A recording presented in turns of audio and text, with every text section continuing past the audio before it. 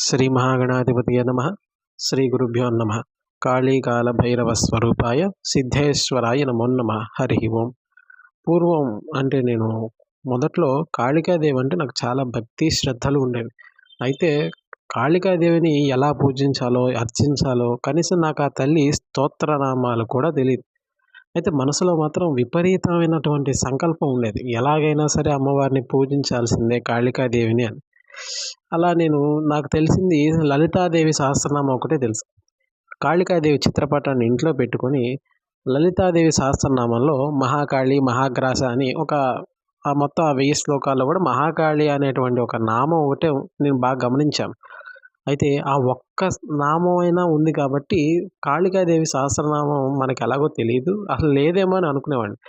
కాళికాదేవి కోసం నేను ఈ సహస్రనామం మొత్తం కూడా పారాయణ చేసుకుంటూ కాళికాదేవి పాదాల దగ్గర కుంకుమ వేస్తూ కుంకుమార్చన చేసేవాడిని. అలా కొద్ది రోజులు పోయాక అనుకోకుండా నేను విజయవాడలో భవానీ దీక్షలు చేసే వాళ్ళని చూశాను. అయితే నేను కూడా కొన్ని పరిస్థితుల కారణంగా భవానీ మాల వేయాల్సి వచ్చింది. భవానీ దీక్ష, మండల దీక్ష. అయితే ఆ మండల దీక్ష చేసే విధి విధానం అంతా కూడా ఆ కొండ మీద పుస్తకం ఒకటి అమ్మారు. ఆ పుస్తకం కొన్నాను వాస్తవానికి. ఆ పుస్తకంలో భవానీ సహస్రనామం అని కూడా ఉంది. వాస్తవానికి సహస్రనామం అంటే లలితాదేవి సహస్రనామం ఒక్కటే అనుకునేవాడిని నేను. అయితే భవానీ సహస్రనామం, దుర్గా సహస్రనామం అని ఇలా రాసి ఉండేప్పటికీ నాకు అనిపించింది, అయితే కాళికాదేవి సహస్రనామం కూడా ఖచ్చితంగా ఉంటుంది అని చెప్పేసి నేను ఆ క్షణం నుంచి కూడా చాలా ఆర్తితో, అమ్మవారి మీద భక్తితో ఇంకా వెతకడం మొదలుపెట్టాను. వెతికి చివరికి కాళికాదేవి సహస్రనామం అంటే అది ఏదో గూగుల్‌లో కొడితే హిందీలో వచ్చేది. మరి నాకేమో హిందీ అంతగా వచ్చేది కాదు. అయినా తెలుగులో చదివితే ఆనందం వేరు కదా!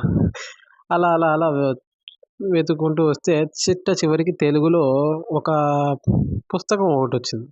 అది దశమహావిద్యలు కాళీ సాధన అని. అయితే ఆ కాళికాదేవికి స్తోత్రనామాలతో సహా అని కింద ఏదో ఉంది.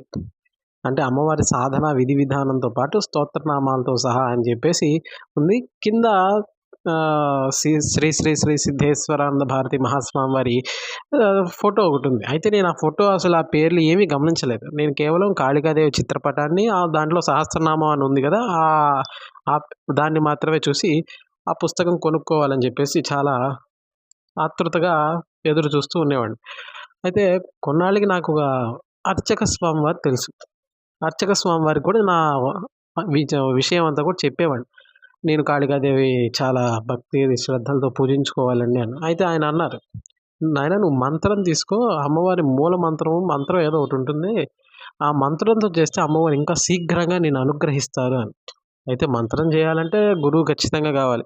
అప్పటిదాకా నాకు గురువు అంటే ఏమాత్రం ఇష్టమే ఉండేది కాదు. ఎందుకంటే నా దృష్టిలో తల్లి కాళికాదేవి తల్లి, నేను కాళికాదేవి బిడ్డని. అంటే నన్ను అలా భావించుకునేవాడిని. తల్లికి బిడ్డకి మధ్యలో మూడో వ్యక్తి ఎవరో వచ్చి నేను నిన్ను నీ తల్లి దగ్గర తీసుకెళ్తా అనడం, అది నాకు మరీ అపహాస్యంగా అనిపించేది. నాకు నచ్చేది కూడా కాదు.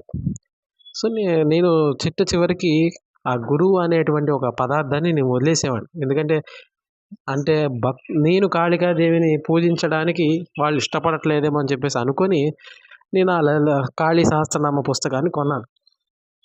దాంట్లో ఏదో ముందు శ్రీ శ్రీ శ్రీ సిద్ధేశ్వరానంద భారతి మహాస్వామి వారి ఆశీస్సులతో అని చెప్పేసి ఏదో ఉంది పుస్తకం. అయితే నేను ఆ పేర్లు కూడా ఏం చదవలేదు. నేను చదివిందల్లా కాళికాదేవి ఆవిర్భావం అవన్నీ వచ్చాయి.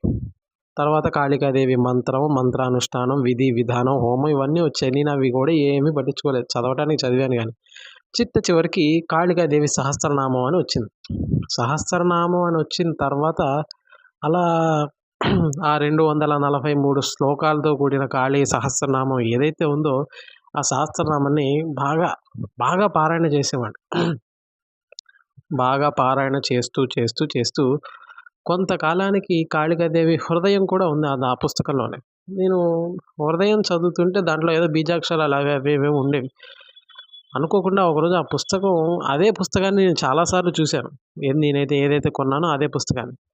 కొన్నాళ్ళ తర్వాత సహస్రనామ పారాయణ అయిపోయాక ఆ పుస్తకాన్ని ఒకసారి చూశాను.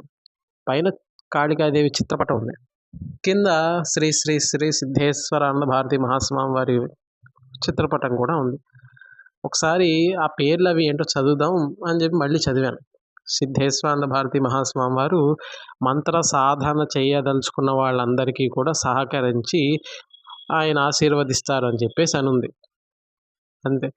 వెంటనే అప్పుడు మొట్టమొదటిసారిగా నా జీవితంలో శ్రీ శ్రీ శ్రీ సిద్ధేశ్వరానంద భారతి మహాస్వామి వారిని పుస్తకం ద్వారా తెలుసుకున్నాను. ఆయన మహనీయుడు, మహానుభావుడు. మంత్ర సాధనకి సంబంధించిన విషయాలన్నీ ఆయనకి తెలుసు అని. అంతే. తర్వాత భాగం వచ్చే వీడియోలో మీ అందరికీ నేను పంచుకుంటాను. శ్రీమాత్రే నమః. కాళీకాల భైరవ స్వరూపాయ సిద్ధేశ్వరాయ నమో నమః.